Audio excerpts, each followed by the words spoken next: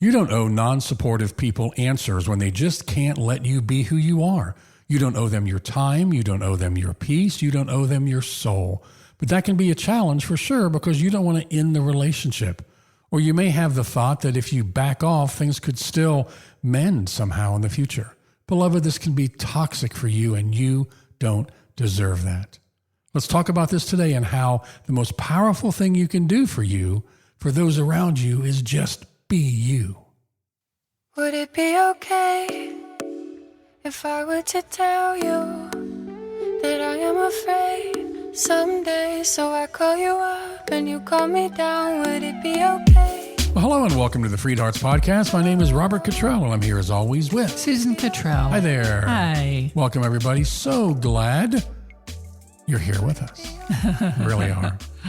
In our ongoing quest to expose the teachings of contempt, which we talked last week about how we've done this heavy lifting on this, we want to talk today about how to address this in extended family or close family or others who have really taken all this teaching and digested it and then thrown it up all over you.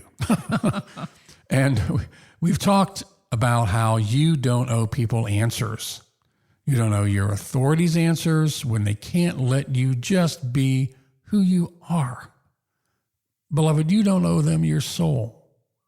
But actually taking that step can be a real challenge, because you don't want to sometimes end the relationship or maybe you think, if I just don't push it, maybe things will work out and get better in the future. So we want to talk about that today. And we got an email that we thought framed the problem really well. So Susan's going to share it with his mom's permission, of course. Well, the name will be changed. And then answer it for you. Actually, let me share it, and then you can answer, yeah? Okay. Is that okay? Yeah. So the mom said, this is what the mom said in the email. The mom said, our daughter Becky came out to us 4 years ago, and that led to a 4-year journey of love, learning and deconstructing, and we have a really good relationship now, both with her and her wife, Kelsey. Last month, our daughter traveled out of state with her brother because their great aunt had died. While they were there, they visited my side of the family, which is my dad and his brothers and their wives. They're all evangelical and very traditional, and Becky hasn't come out to him because she doesn't feel comfortable telling him. Well, my father organized a welcome dinner for my 2 kids, and once they were at the table, my dad started talking negatively about the gay community, making jokes, and all his siblings were supporting my dad on his comments on how sinful and dirty the gay community is, and that it's not fair that they're allowed to call them as they are. Of course, my daughter was devastated and got up from the table, said she didn't feel well and needed to rest. Once she was back home, she told us about her experience at my dad's house and how she felt bad, hurt, rejected, offended, that they would say these things. Becky is the most wonderful person you could meet, along with her amazing wife. And she said to us, if my grandpa and his family think I'm a dirty sinner and a bad person, then I don't think I can visit them again since they don't approve of who I am. I'm sorry, Mom. I just don't want to go through all of that. And the mom said, since then I felt so sad. What can I do with my dad, Susan? I love him, but our daughter comes first. We love her and her wife very much, and we totally support them. If my dad is going to reject her, that could break our father-daughter relationship. Our daughter and her wife have all our unconditional love and support and respect and care that they both deserve. We don't want them to suffer any more than they already have. Help. Okay. So I'm going to answer her here, but I'm expanding this to include you because I'm pretty sure many of you have been in some kind of analogous situation. Well, we hear that all the time in emails from either, especially when it comes to like older generation, it seems like grandparents, but it's often about that the house itself is divided. Right. Where, the mother's supportive, the father is not, siblings, that kind of thing. So we hear it all the time. Yes. And age is not an excuse. I don't care. Absolutely. You can learn new things. So I'll answer this, and I want you to listen for how it applies to you.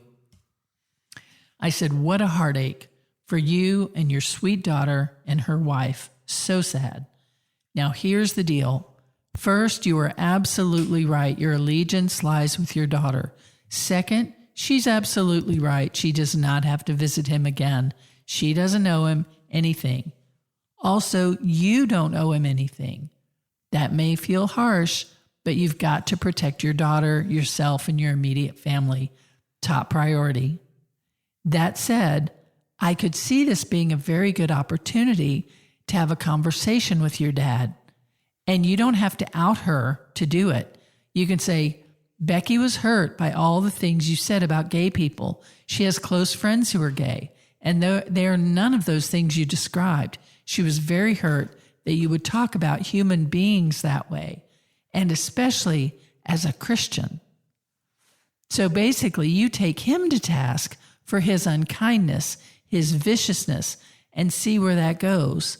This is not about her being too sensitive, by the way, or why should she care about these people anyway, kind of thing. And it's certainly not about her being gay. This is humanity 101. This is Christ-likeness at its essence. And if he kicks back and he won't own any of it and won't see what you're saying or justifies himself, then you've done what there is to do, and you can say, well, she won't be visiting you anymore. And let that sit on his plate, not hers, his. Let it just marinate there. You will be clear to him as needed that the fracture in the relationship is on his fault line, not hers.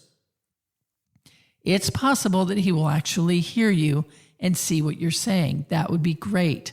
If he does change his tune, then maybe there's a way to nurture that, like to see a real change in him moving forward.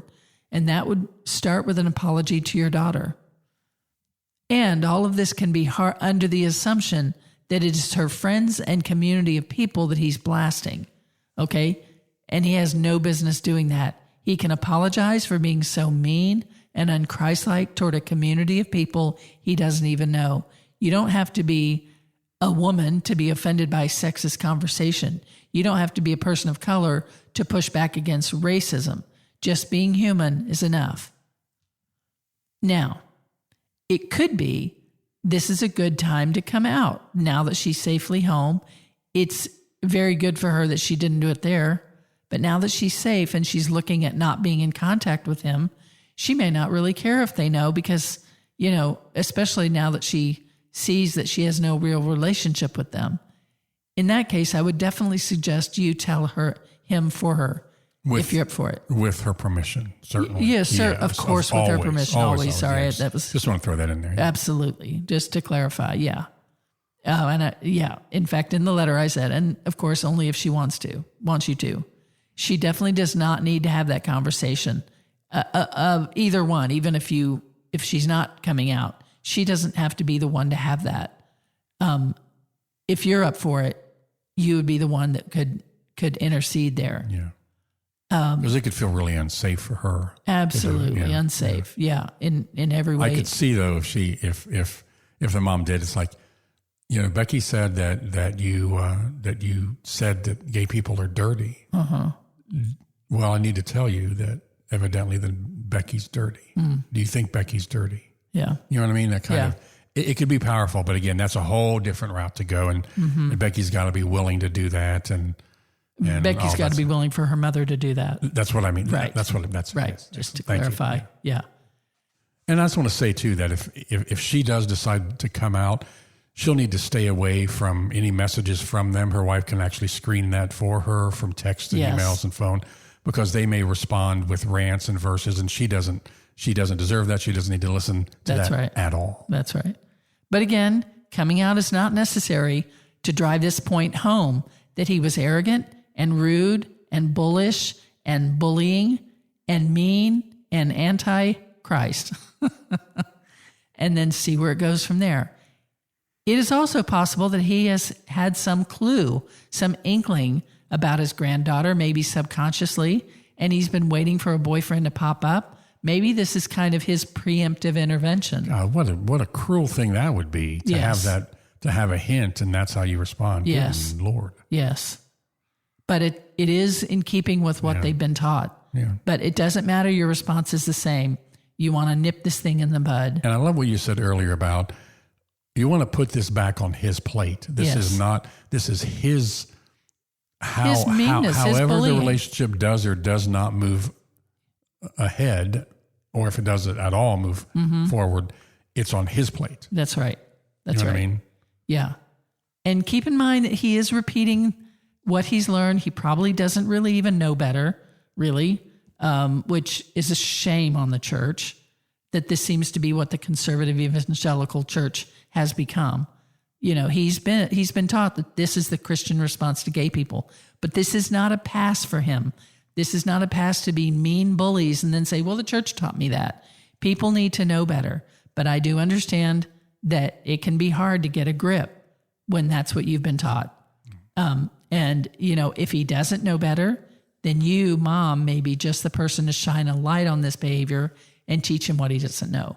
Or at least start the ball rolling by telling him that his viewpoint is wrong and mean and completely unloving.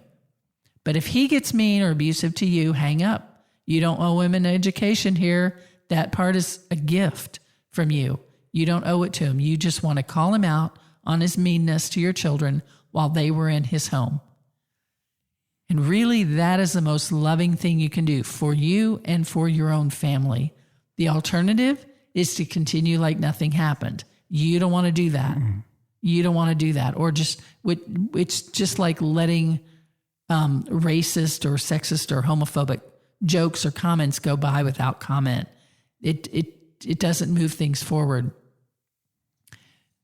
Or just drop the relationship. And that's fair to do, to just back off. But it doesn't really resolve anything. Well, it also won't stay there. I mean, yes, because you put yourself in the father's position or the grandfather's position, they're going to say, well, what happened? What happened to you? Yeah, so you're going to have to address it at some point. Yeah. Right. That's right. So if you're able to give him one chance at the truth from you, it could really open things up in a positive way. At least it again, if it doesn't, at least it brings clarity to what happened. And it puts it back in his court. That's right. Or in his court where it belongs. Right. And this is not triangulation. This is mediation. To speak on behalf of, you're not triangulating. You're mediating between two people so that to speak on behalf of one who's already vulnerable so that she's not hurt again. And the other benefit is that even if it goes badly and you both hang up, angry, hurt, unresolved, you still will have said what you needed to say. So it's off of your chest, off of your plate, and it will bang around in his head afterward. And he won't be able to just say, what happened to everybody? Why don't they come see me? He'll know why, and that he caused it, even if he doesn't own it. Yeah.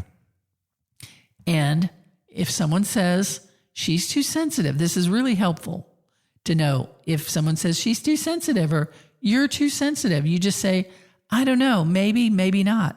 But if you think we're too sensitive, then you'd want to be extra kind, wouldn't you? That's a good point. Yeah.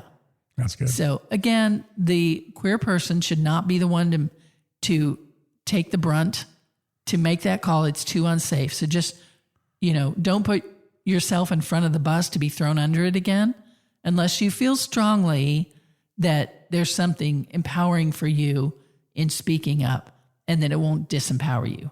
But you're talking to the LGBT person now. Okay. Yeah, you don't want to gut up your courage to speak your truth and then get blasted again.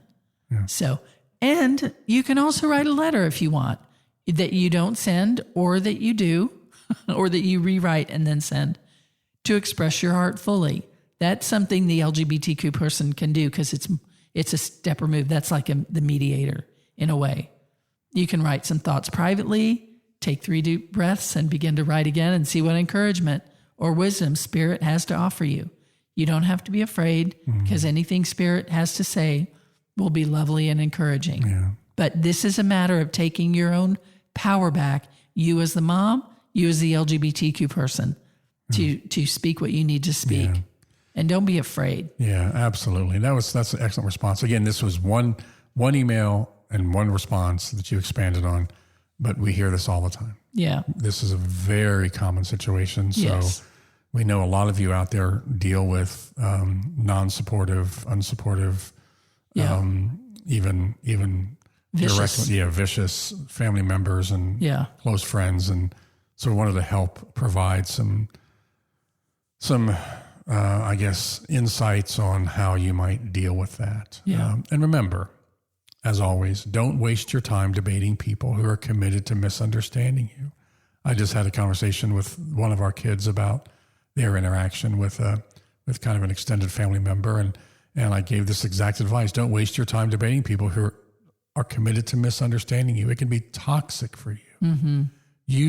Let me be clear here: you owe nothing to someone who rejects who you are and stands against your very right to live authentically or even to just exist. Mm-hmm. And remember that sometimes the best thing you can do is speak, share, and sashay. Speak the truth, share a resource, and sashay away in all your fabulousness. Yeah. There is so much power in living authentically. You don't want to miss out on that, deny yourself that. Be you, live your own life.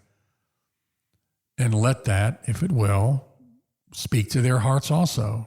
Yeah. You let that be what maybe finally convinces people. Wow, you've never seemed so happy. You know what I mean? Yeah. If your own joy and happiness and contentment does not move them to reconsider their beliefs, then, I'm not sure any other argument will. Mm-hmm. So, beloved, be you.